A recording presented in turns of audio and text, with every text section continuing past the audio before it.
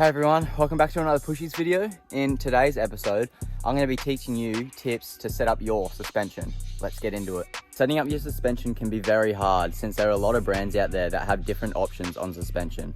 For example, the lower end of the forks don't have low or high speed compression. Some don't even have rebound. What is low and high speed compression, you ask? Well, your low speed compression handles any slower speed movement in your suspension, like rollers, corners, or even just pedaling on smooth sections of trail. High-speed compressions occur when encountering sudden impacts like hitting a root, rock, or ledge, causing the shock to rapidly compress and absorb the impact. Being able to adjust how sensitive the bumps are can make or break if you're going to wash out in a corner or if you're going to get bucked on a rock garden or a jump and whatnot.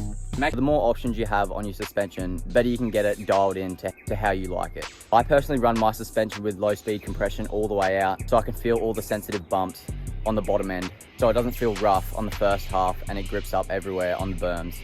There's also another thing called volume spacers.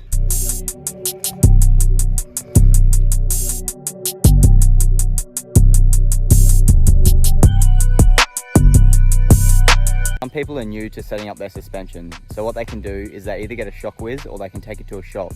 Setting up your sag is also important. You want about 15 to 25% sag in the front and about the same in the rear.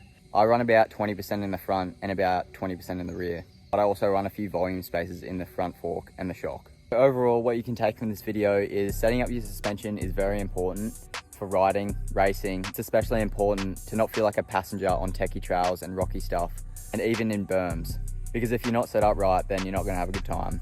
Taking the time to set it up properly can make a world of a difference. Right everyone, hope you enjoyed this video and I'll see you next time. Enjoy.